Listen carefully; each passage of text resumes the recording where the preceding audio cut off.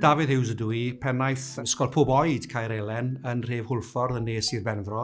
Mae ffocws yn gweledigaeth ni yw sicrhau bod yn dysgwyr ni'n cael y profiadau addysgiadol, y profiadau yn y dosbarth a fydd yn caniatáu iddyn nhw adael Ysgol Caerelen yn dysgwyr cyflawn. A fydd yn sicrhau bod nhw maes o law yn cael y canlyniadau academaidd fydd angen arnyn nhw i agor drysedd nhw yn y dyfodol. Ond yn pwysicaf i finnau ac i'r tîm o staff a llywodraethwyr a rieni yw bod y sgilset sydd gyda'r plant yma yn mynd i fod yn caniatáu nhw'n oroesi yn yr unfed ganrif ar 20. Ac i finnau mae'r rhaid felly ein bod ni'n rhoi ffocws clir a chyson ar ddatblygu effeithiolrwydd y dysgwr mwyn iddyn nhw i fod yn gallu goroesi. Yn o'r pennaf yw bod ni'n cynnig ymreolaeth i'r disgyblion, bod nhw'n gallu perchnogi i dysgu.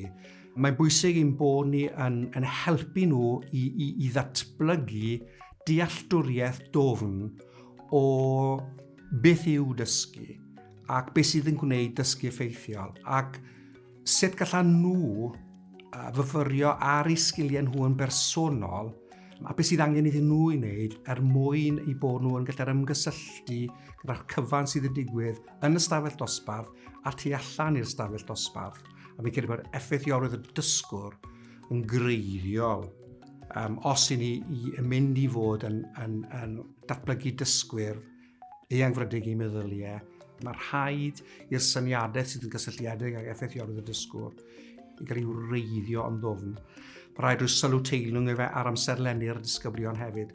Gallai jyst ddim a digwydd ar hap. Mae rhaid sicrhau bod e'n cael statws ac mae rhaid i'n siŵr bod amser o ran yn y cynllunio i chi'n edrych ar cynllun 2-3 blynedd a glynu at y cynllun yna. Mae rhaid sicrhau bod yr hyfforddiant yn ddwys, mae rhaid bod yr hyfforddiant yn adeiladol, mae rhaid gwrando ar lais y dysgwyr ac os safbwynt y dysgwyr, wy'n sôn am y staff a'r disgyblion. Mae rhaid codi hyder pobl achos mae'n rhwydd iawn fel pennaeth jyst i weid reit effeithiolrwydd y dysgwr dyma'r nod. Os nad yw hwnna'n treiddio lawr wedyn i'r stafell dosbarth, os nad hyder gyda'r staff i deimlo bod nhw yn deall yr egwyddorion hynny a gall hynny ond digwydd trwy hyfforddi a buddsoddi amser, yna mae'n mynd i fod yn rhywbeth sydd yn arwynebol. Oedd yna gynllun hyfforddiant ac rwy'n i'r cyfle, gaethon ni greu grŵp craidd o staff achos le chi ffindo'r amser yw'r her.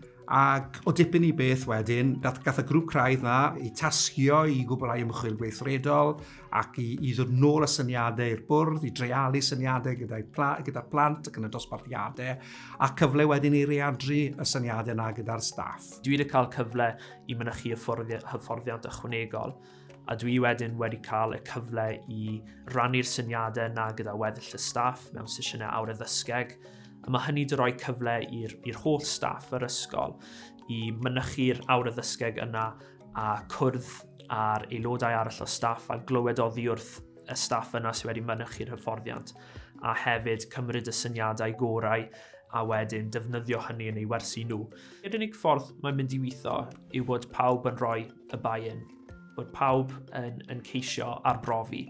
A wedyn, os mae pawb yn gwybod ni jyst yn arbrofi gyda fe, does dim y pwysau arno fe i cael yn iawn y tro gyntaf. A felly wrth i ni symud mlaen, y gobaith yw bod e'n dod yn naturiol mewn i gwersi a bod disgyblion yn gallu gweld, ni'n neud hyn yn hanes, daearyddiaeth, yn maths, a maen nhw'n gallu defnyddio'r sgiliau na wrth i nhw symud mlaen. So, effeithiolrwydd y dysgwr yn sut i dysgu yn well, gallai helpu fi gyda fel gwneud pethau yn well, meddwl yn well, gwneud i fi fel siarad yn well, a gall helpu fi gyda bod yn annibynnol. Dwi'n gwybod bod fel bydd ddim fel beth ni'n dysgu, ond fel sut ni'n dysgu, a fel sut bydd fel cael effaith yn yr arholiadau yn y dyfodol. Gyda rhywbeth fel prosiect tebyg i hyn, os nad yw'n digwydd ar lawr y ddosbarth ac yn datblygu'n organig ac yn datblygu ac yn esblygu oherwydd bod pobl yn gweld wir bydd yn hyn, achos bod nhw'n gweld y disgyblion sydd o'i blaenau nhw yn perchnogi dysgu a agweddau at dysgu mynd yn fwy cadarnhaol, dyna le mae'r gwerth yn hwn yn tyfu yn organig. O ran y staff yn gyntaf, Mae'r staff yn teimlo bod angen gwneud rhywbeth, yn sicr gyda'r newidiadau yn cymdeithas.